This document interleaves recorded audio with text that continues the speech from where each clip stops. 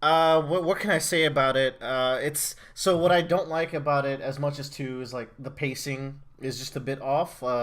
It's not as seamless as I found two was.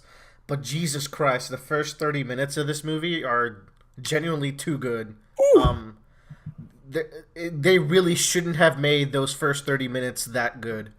That's how good it. Not that the rest of the movie was bad. It was just like it started so strong.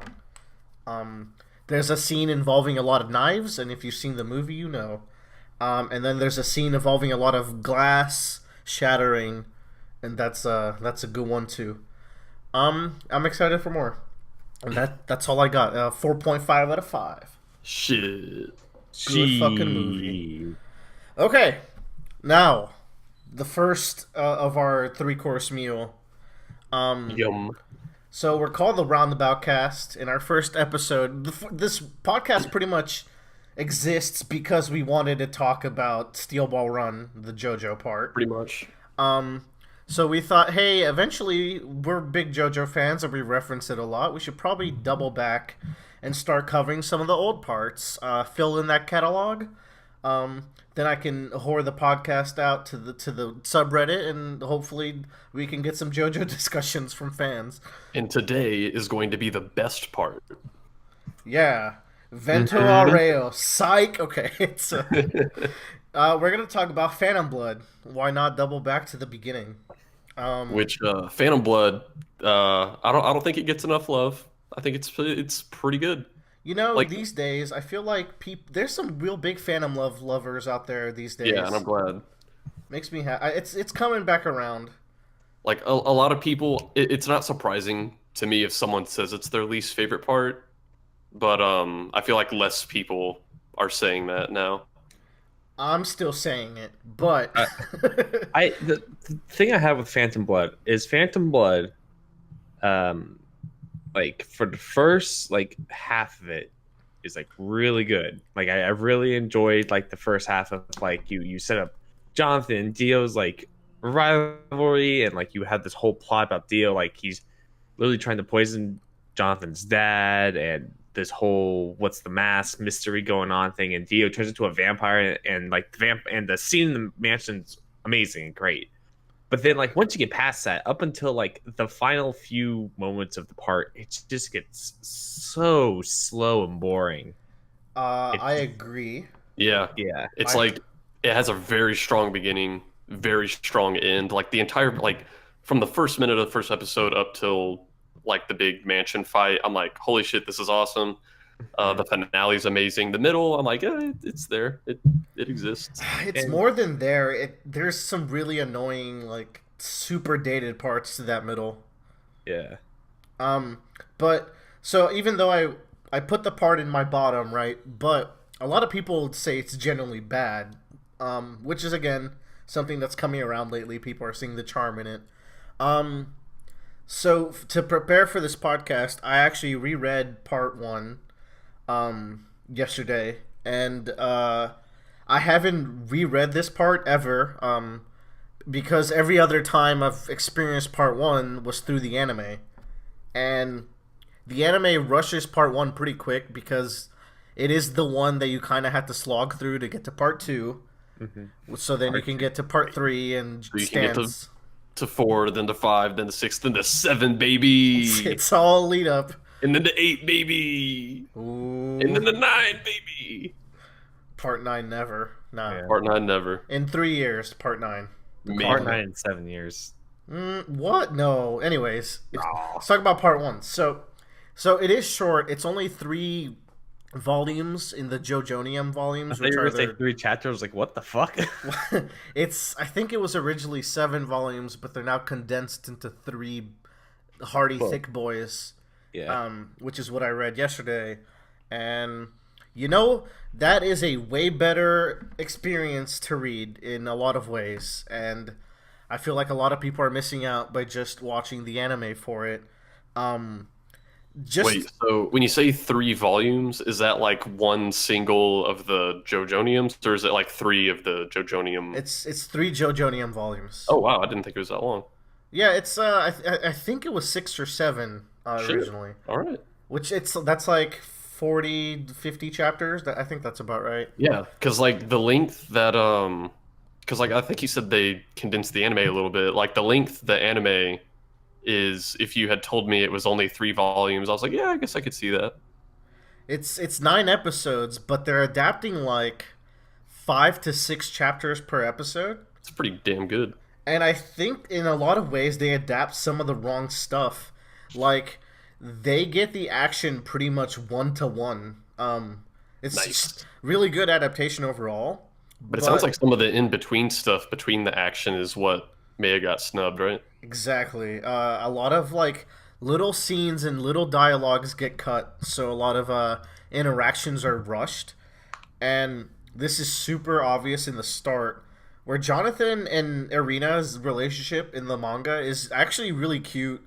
They're both really likable. Jonathan's a lot less stiff, even though he's trying to be a gentleman. He's also kind of like a rambunctious. That's the Yeah, word. Yeah, that's the what anime has less of Jonathan just, being a boy. I sent y'all like a picture where he's just hanging out on top of a tree smoking. Yeah, and I was like, smoking a man, pipe. look at, oh, he's so charming. And he's like, "Hey guys, you want to hide from the adults and smoke?" Yeah, and like whenever you He's sent me that, swearing. I was like, whoa, I didn't think Jonathan would say that. I thought he Anime would be Jonathan too would confused. never. Yeah. And another thing, so Arena is also like that you get more scenes where in their dating times where like that scene where they're in the water splashing each other like wearing their swimsuits and stuff. Yeah. Yeah. They cut out like a little part right before that where Jonathan is in the city and he sees Zarina and he just walks up to her and he's like, "Pretend like you don't know me. Bring your swimsuit to the river and meet me there." And then he just walks away Aw. like he's being like all like coy and mysterious. Man, And then what like a romantic lad. they're feeding Danny grapes, and I think one big thing that the anime misses out on is Danny. Danny's actually got some pretty decent development in the manga, where Danny's a dog, by the way. yes, Danny the dog, where you can actually see him spend more time with Jojo, to the point where like Dio sees Danny playing with Jojo and he's talking to George, and George is like, "Yeah, man, Danny's Jonathan's oldest friend," and Dio's like, "Jonathan is friends with a dog?" Like he couldn't even fathom it, and that's like a nice little way to show So just show like the mind of this guy, just kind of how inhuman his mind is already. Yes. Another thing with Dio is that you also get more time with Dario and just a little bit more to flesh him out, which is nice. And then so you also get this flashback where when Jonathan got Danny, they weren't really friends. He couldn't really get him to do tricks and he couldn't get him to play and whatever. So he didn't really like his dog at first. And then Jonathan is out playing by the river by himself and he starts drowning. And no one can hear him, so he's going to die. But Danny comes and saves him. And from that day on, Danny is like Jonathan's best friend. Danny's a good dog who sees the value of human life, etc., etc. Even as life is going bad, at least he has Danny. So then when Danny gets killed, it's fucking brutal. And then there's this line, I think I wrote it down, where it's like, "Jojo went upstairs and slept for 2 hours. Then he woke up and remembered Danny was dead. And then he Oh my cried God. more." It's like, Jesus, that's some and- pet cemetery shit. it's like in those panels, it's like Jonathan in a bed, and in the panel where he's like, and he cried more, like he's turned away from the camera and he's quivering. It's like, oh no. Yeah, and it's like in the anime, Danny's death is already tragic enough for most people. So if they would have had all that, like it would have landed even harder. It was the climax of like episode 1. Yeah, essentially. like but most people, there's a million videos of people reacting to watching the first episode or two of JoJo's, and like even already without all that, people are like, "Oh my God, like how could Dio do this?" And if they had that, they'd be like, "Whoa, my God."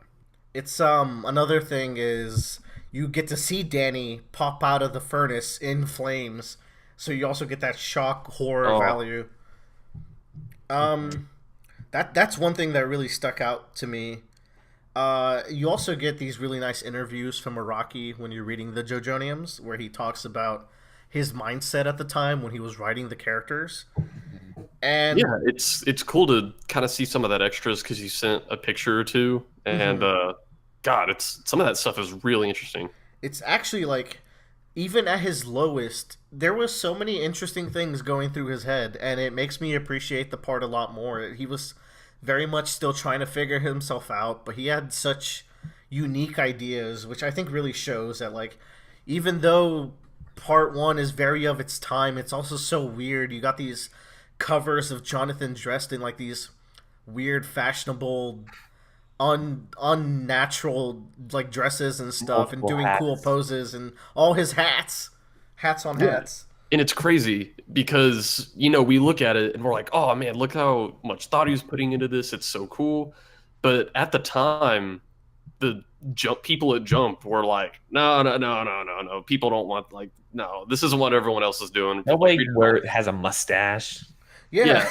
that's Just one of like, them. come That's on. one of them that I sent them yesterday. Was uh Araki talking about how giving Zappelli a mustache was a really big gamble because mustaches were a no go at the time. Where only sketchy characters who have mustaches.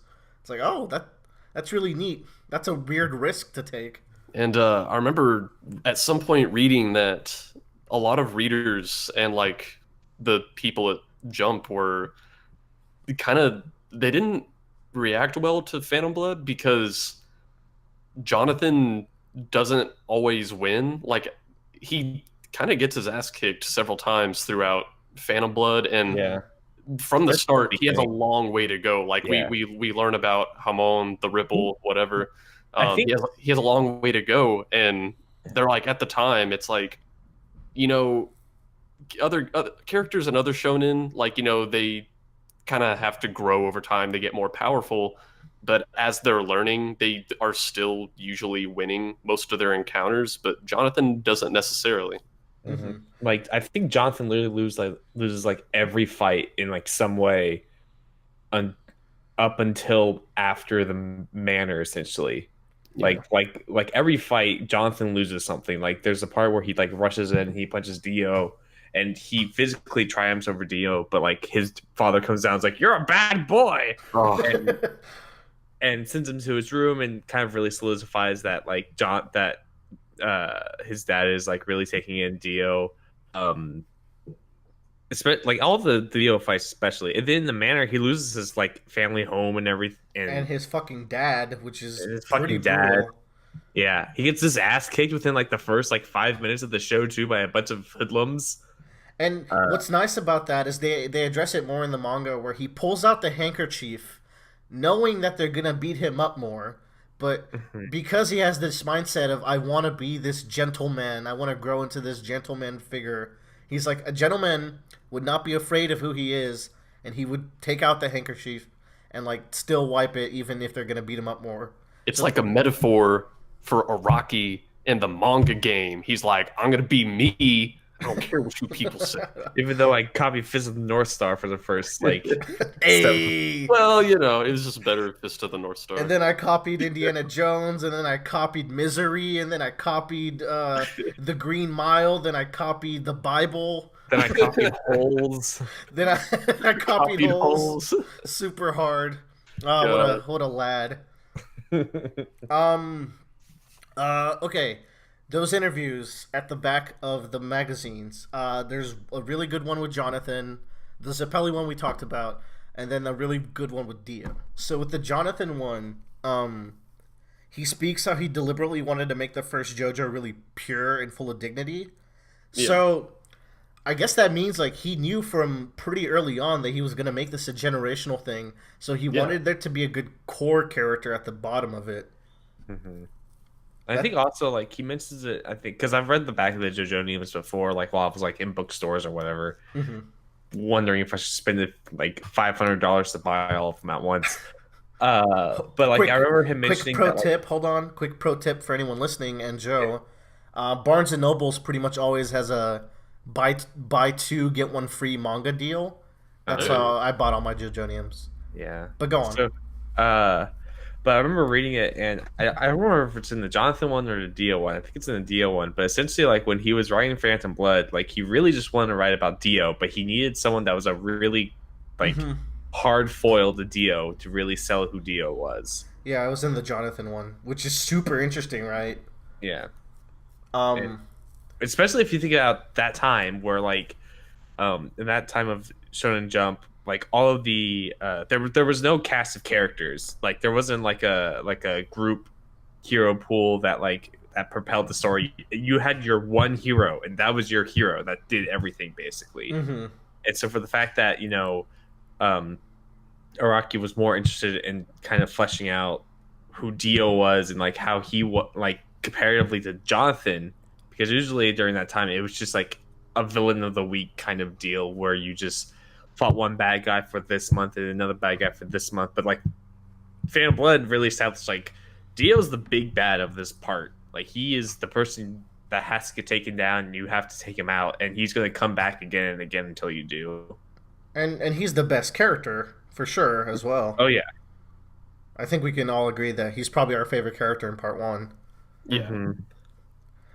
Well, Um, because yeah, uh, because he has a very obvious motivation too, like of just like, oh hey, I grew up poor. I'd rather not be that again, so I'm just gonna take all your money and run, kind of deal. yeah, And you're and not gonna stop me. and he's very smart at it. He definitely grew up.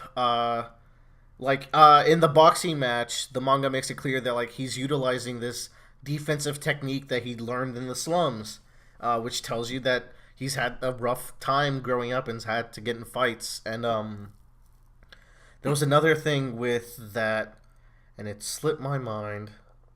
Um, Pulled out his big old donkey dong. All right. No, I have a question though, because I haven't read part one. Do, are the people heads on the cats still in there? oh yeah. Oh, God. Oh yeah. Is that Oh, expanded on? Man Cat is super there, and it's basically like he's talking to that Poco sister, and he's like, "Oh man, beauty's such a thing. Like, isn't it kind of a shame that you're gonna wilt like a flower and die eventually?" And he's like, "That brings me to my man cats. I made them because I thought it'd be beautiful to combine a human head and a cat." Sure, Dio. You sure succeeded, buddy.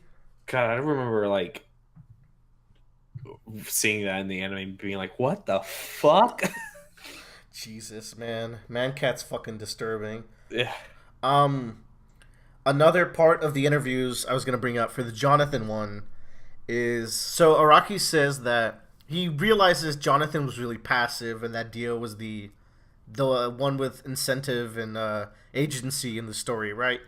But he felt that as Jonathan grew as a person and as a character and like started making his own decisions and started becoming stronger, he correlates it now to him growing as an artist early on.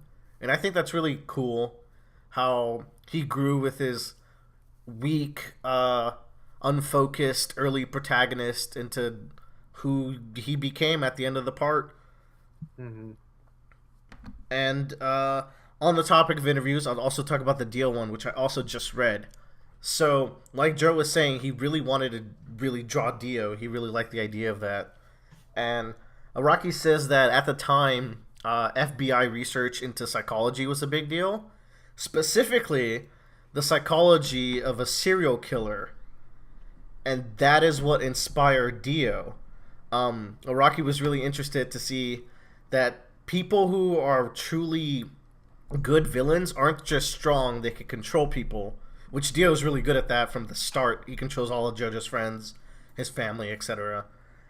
And it's kind of interesting that it was a serial killer and serial killer stories that influenced him to make his villain back then, when that villain was already the central character of the part, basically. And it only truly became fully realized 3 parts later in part 4. So that's kind of neat. Part 4, as in Diamond is Unbreakable. Yes, that's when his serial killer interest Oh yeah, and wanting to write. Okay, I thought you were talking about like Dio coming to fruition in part 4. I was like, what? No. Basically, he was like, I think it's really interesting that serial killers are really fucked up, right? But you also have to consider them kind of strong because they have the willpower to commit these atrocities. And he kind of fleshes out that idea all the way up to 4, and then Yeah. he makes Diavolo, and he's like, "Fuck that." Well, when we get to the point when you want to commit mass suicide, we'll talk about part 5. Yeah, Ugh. fair enough. Hey man, Green Day's fucking good. That's all. Green Day Green Day's pretty fucking good. Green tea. Those are all the notes I took. What else could we talk about when it comes to part 1? Is there that much more to say? I'm the only thing I like going back to its faults. Whenever Dio and Jonathan aren't on the screen and there's not some sort of interaction with Dio, you can really feel the lack of that presence. Mm-hmm. Like it just like every other villain you come across is so uninteresting and has no kind of like real big part to play other than to be just some sort of hurdle to jump through, which is funny because that's essentially all of what part 3 is. But part 3 is actually legitimately fun with those encounters. At least those people have personalities and cool powers. You know, they're not just Yeah, I'm Jack the Ripper and I flex hard and knives come out. I hide in horses and then throw knives. And then there's Doobie-Wah, whose face is just a bunch of snakes. Cool, dude. Yeah. If you want in part 1, Oh, yes. There's a zombie called Doobie, but Oh. he gets retrofitted into one of the best arcs in JoJo's later. yeah, So, yeah, man, there's one scene that I would say is the exception of that, and it's better in the manga again. It's the one where right after the fight with Dio, Speedwagon goes to check up on Jonathan, and the nurse stops him. The nurse is Erina. He doesn't know this yet. And she's like, I can't trust you. You're not going to distract me. I'm taking care of the patient. Go away. Okay, so Speedwagon leaves. He comes back later that night to check up on Jonathan. And that's when he sees Erina taking care of him. So they kind of condense that whole scene. And Erina's been working nonstop because it's the fastest way she can heal Jonathan. And you get this nice scene. And then Speedwagon's about to pop in, and Jonathan wakes up, and they get their little dialogue where they're all romantic and shit. And Speedwagon's just like, you know what? I'm gonna be a bro. I'm gonna coolly withdraw, as he says. Then he walks away. I was like, man, Speedwagon's pretty good. yeah. One of my favorite moments of Speedwagon, and I think Speedwagon is kind of one of those. He gets that Piccolo effect real hard in this part, which is really sad. Because he has a really cool moment where, and this sticks out to me because it really solidifies the difference between Speedwagon and Jojo. Where right when Dio puts on the mask and they're like, you have to shoot him, you have to shoot him. Like they're telling Jonathan to do that, and you hear the gun go off, and you just see it Speedwagon standing right behind him, and Jonathan just couldn't do it. That's such a good moment. I agree. And it just shows that, like, you know, that Speedwagon's willing to do whatever he can to, like, you know, put it down, do the right thing, and Jonathan has to kind of learn to, like, even though he's your stepbrother, you have to learn to fight him and defeat him. Yes. Even though fucking Speedwagon ends up becoming the narrator of the park basically right after that. He's a meme, but he also has another good moment where he puts Zappelli's frozen arm in his chest to thaw it out. Like that one hurts, man. That one, I can feel that one. That's such a good little sacrifice because he's aware that he's useless, but he tries to help where he can. And Araki kind of really starts perfecting that useless, powerless character, and he gets better with it over time to the point where he starts making Hayato and to a lesser extent like Emporio, even though he has a power. I was gonna say, like, role. Hayato is probably like the culmination of that, where like there's like a whole like arc to it that's like one of the best arcs I think I've ever watched in JoJo's. And there's also Lucy. Like he gets really good at that kind of character. One last thing we could talk about is, I guess, the finale, because I had so when I started reading JoJo's, it was because I played a video game called Jump Ultimate Stars, and it had playable characters from a lot of Jump series, and it includes... God, that game's the coolest. God, that game's freaking... That's a 5 out of 5.